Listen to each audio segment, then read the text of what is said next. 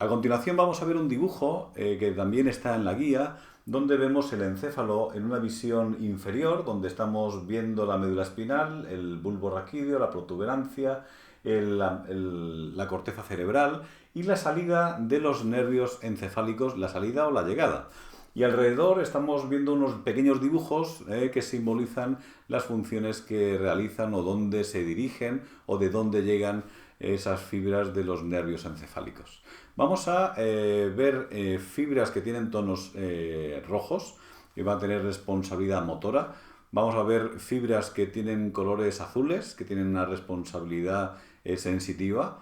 O fibras que tienen tonos verdes, que están relacionados con el componente parasimpático. Por tanto, vamos a comenzar por el primero de los nervios encefálicos, que como sabemos es el nervio olfatorio. Porque claro, como tenemos una nariz, es el nervio olfatorio, claro, no puede ser otro.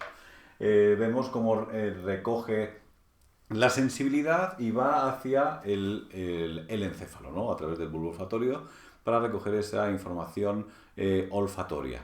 En segundo lugar vemos la información sensitiva, porque tiene tonos azules, como vemos, que también es recogida a nivel del ojo y va a ser procesada pues a través del nervio óptico, llegar al quiasma óptico, etcétera, etcétera, como ya describiremos con un poco más de detalle más adelante.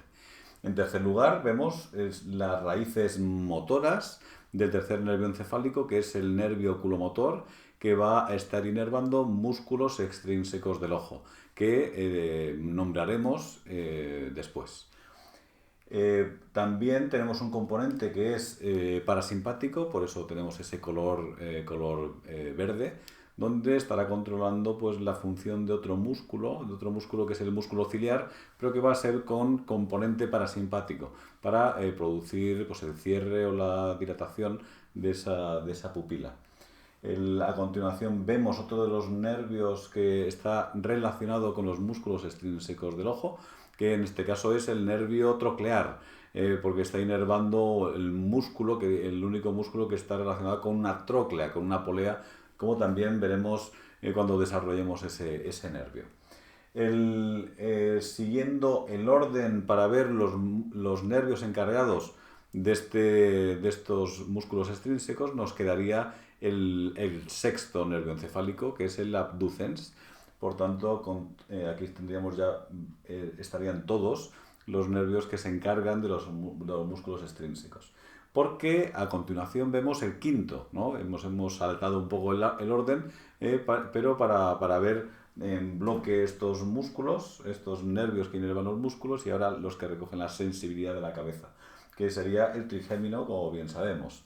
Entonces, el trigémino tenemos tres ramas. Tenemos una primera rama que es la rama oftálmica, que recoge parte de la sensibilidad que especificaremos más adelante.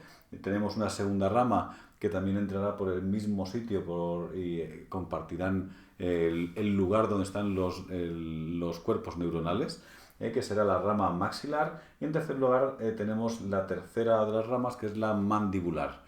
Pero el nervio trigémino también tiene un componente motor, que como vemos va a ir a parar a los músculos relacionados con la masticación, que aquí tenemos representado pues, el músculo temporal y el músculo massetero, claro está, que está inervando otros más, que especificaremos también más adelante. A continuación vemos otro nervio que tiene un componente motor, por esos tonos rojos, que es el séptimo nervio encefálico, que es el nervio facial, que va a estar inervando, entre otros, los músculos de la expresión facial. Pero este nervio facial no solamente tiene un componente motor, también tiene un componente sensitivo, lo representamos en el otro lado, para ordenar un poco los esquemas que tenemos alrededor. Va a estar recogiendo sensibilidad de parte de la cavidad oral. Veremos qué zonas son de las que recoge esa sensibilidad. Además que tiene un componente también parasimpático, donde estará llegando pues, a determinadas glándulas, ¿no? Que también especificaremos un poquito más adelante. El octavo nervio encefálico, que es el vestíbulo coclear, vemos que tiene un componente que es el vestibular y un componente que es el coclear, que también proviene desde la periferia y llega hacia la parte central, por eso tiene esa tonalidad azul. El siguiente de los nervios, que sabemos que es el glosofaringeo, va a recoger sensibilidad también de esa cavidad oral en las zonas donde ya nombraremos, además de tener componente también motor. Como bien sabemos, inervará músculos que también enumeraremos cuando veamos este nervio encefálico. Por último, sabemos que tenemos en ese mismo nervio un componente parasimpático que también llegará a una de las glándulas, que también nombraremos más adelante. Este nervio, como bien sabemos, es el noveno. Y después del noveno, pues no puede venir otro que el décimo, que ese nervio décimo, que es el llamado vago, mal llamado vago porque hace demasiadas cosas, y es un nervio que realmente es de 10, porque hace tantas cosas que merece un 10. Por eso es el décimo nervio encefálico, es el neumogástrico. Es el nombre que realmente debería ser, ¿no? Donde recoge gran cantidad de sensibilidad de todas las vísceras que aparecen en este esquema. Pero claro, también tenemos un componente motor. También tiene un componente motor porque inerva ciertos músculos que también nombraremos.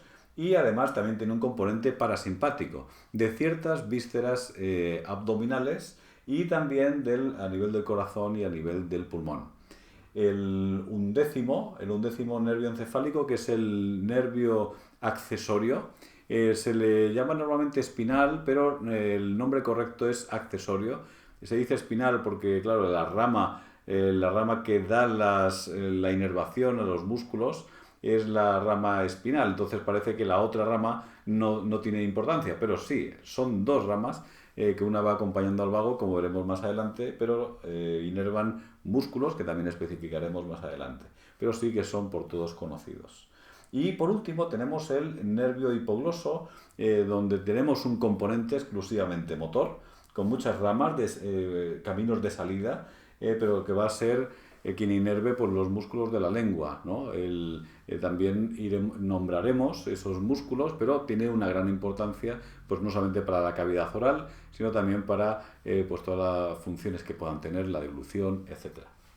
Si recordamos estos nervios encefálicos son aquellos que vimos en la parte anterior donde veíamos los agujeros por los que salían, exactamente son los mismos, claro, no pueden ser otros, porque son los que hay, ¿no?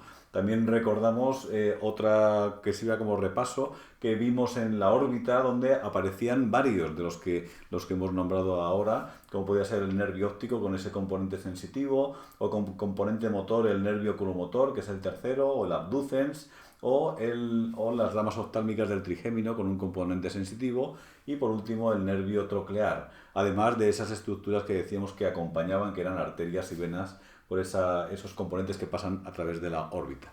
Y con esto hemos hecho un repaso visual de todo lo que nos vamos a encontrar a partir de ahora, porque iremos viendo cada uno de ellos por separado y viendo qué funciones tiene cada uno.